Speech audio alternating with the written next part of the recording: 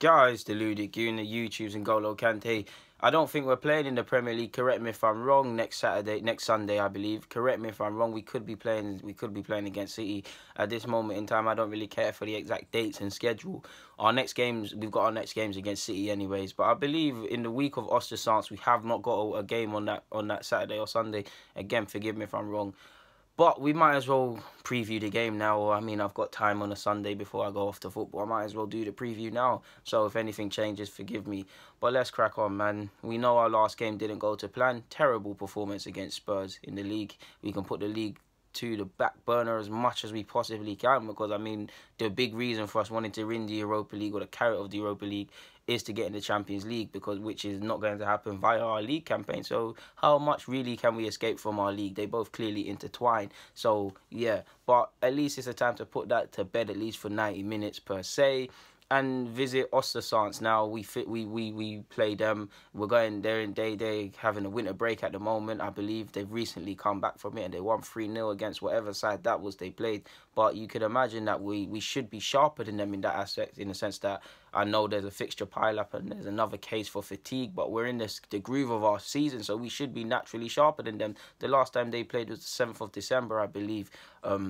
Before the 3-0 win, so we should surely be sharper. However, saying that, it is Arsenal, so that has to be said with a pinch of salt. And the temperatures will be freezing. It's freezing over there, and their players, you can bet our players might not be up for it. And their players, on top of wanting to be giant killers, on top of just downright being galvanised by their club and their manager, and just wanting to win the game and being hard workers and decent technical ability, because although they're not known, they do have good technical skills on the bits I've seen of them. That's enough inspiration collectively to want to kill us. And when you're inspired, the fatigue will wear off. It won't matter how much ring rush you have. So it's not just because of the two stature of the clubs, and no disrespect to OSTERSUNDS, because I really like the story they've come with in the Europa League this season. Just because they're OSTERSUNDS and we're 7th, 8th richest in the world, regardless of Arsenal's current form. If you say Arsenal, people know who it is. Or if you go and ask anyone in any four corners of the world, they'll probably say City now, but they're more than likely gonna say Manchester United, Manchester City of now, Arsenal, Chelsea and Liverpool. You're going to get these clubs. So just because of the stature of our club and the stature of theirs doesn't mean we can just turn up and disrespect them and win. They're in the last 16 for a reason. They have done all right in Europa League. We have to take them seriously, or they are going to come back to bite us. So yeah, and on top of that, the way we've been playing it, after the way we played against Spurs, you're only as good as your last game. For me, I want to treat them like they're Spurs. Let's treat it like it's a second leg of the Spurs game. And that doesn't mean I'm obsessed with Spurs. The way I'm looking at it is that it's a big game. It's essentially a cup final. We need to raise it. We need to come better than how we came against Spurs. We need to, and I keep saying we need, and Arsenal, we always say we need, and what we need and what we actually do are two different things. But yeah, this is our only chance of the top four. Mathematically possible, it can be done, and you're wishing on a star. You're wishing on a star winning Europa League, really, but it is what it is. It is our only chance at the top four, so we have to treat it with the utmost respect, the utmost importance, and the utmost seriousness. It's our only chance of top four. I have to say that again, maybe even silverware. Yes, we've got a final in a couple of weeks against City, or next week, whenever it is. No, it's definitely a couple of weeks against City, and you could say we're going to lose that, but on the basis that it's 50-50, don't know how our final goes, we might win that, we might lose that. You're wishing on a star with that one as well. So yeah, this could be our only chance of silverware, to be honest with you. Regardless of a season, if you can walk away with some sort of silverware, it might not change the season, but it could have been worse, innit?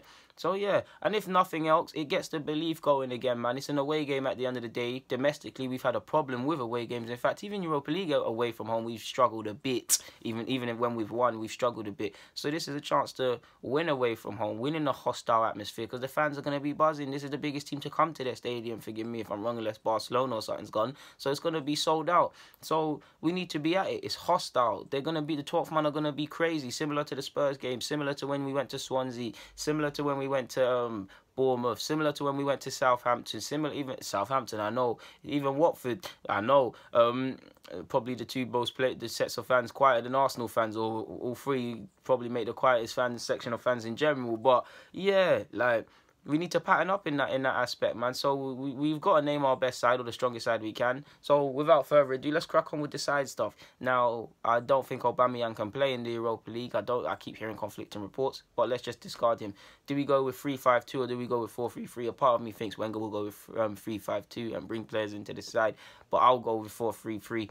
Now, Czech, I'll probably keep Czech. That second half probably swayed it, but at this point, I wouldn't mind if Ospina came in. They're both as bad as each other. Neither are good enough to be number one. I've given up in that aspect. I'm going to go with Czech on the basis that, on paper, he's an intelligent man. He is an intelligent man. He's an intelligent man. He should be able to coach people through the game when it is hostile. This is the natural biases that my body is telling me, so I have to go with it. Ospina, he's been decent when called upon. I'm a harsh fan of Ospina, to be honest, and I still fills me with a lot of nerves. But yeah, both keepers are bad. I'm going to go with Czech. I'm going to go with Mustafi and Koscielny at centre-half because I believe they were the only two. They could leave with some sort of pride in that performance, even though they got destroyed, and really and truly you can't, but they were okay. So I'm going to go with them and centre-half. Left back, I'm going to go with Kohler. I don't know if he's still recovering from that injury or what's happening with him, but hopefully he's not moving as gingerly as he has in the last couple games. So I'm going with Kohler. I'm going with Bellerin at right back. In midfield, I'm going with El Nene. I'm going with Jack Wilshere, and I'm going with Aaron Ramsey if he's fit. I think Jack needs to come outside now. And up front, I'm going with Danny Wells on the left. I'm going with Lacazette through the middle. And I'm going with Ozil on the right-hand side. I want to bring Mkhitaryan into the side, but having El Nene complicates things. Do we push Ozil deeper and have Ramsey, Wilshere, and Ozil and just say F defending? Now we can't defend, let's just go F it, go for Wenger ball, and then that allows Mkhitaryan on the right hand of the front three. But to be fair, Mkhitaryan didn't have the best of performance against Spurs. We don't really need to force him into the side. Neither did El Nene, but realistically, he's the only one that's going to provide any stability. I would say Maitland-Niles in the DM role or the furthest person further back role or in midfield, and you guys know I've called for that forever, but I'm at the point now I'm tired of it. It's not going to happen. I really want it to happen. I really believe it, but I don't think Wenger's going to do it. Welbs, because there was a case of starting him against Spurs, this is why he's in there. He's going to at least help us defensively. He helps us on the counter. We know he's not going to score. We know he's going to miss basic one-on-ones, but other than that, you know what you're getting with Welbs. So that's my side. So to quickly recap, checking goal, Mustafi, Koscielny, Bellerin on the right, Kohler on the left, midfield, El Nene, Wilshere, Ramsey. I want Ramsey running behind. Wells, Ozil and Lacazette make up the front three. That's my preview anyways, man. Like I said, there's not that much more to be said on that front. We're going against a very good side. I believe they're reigning champions of their league. Correct me if I'm wrong.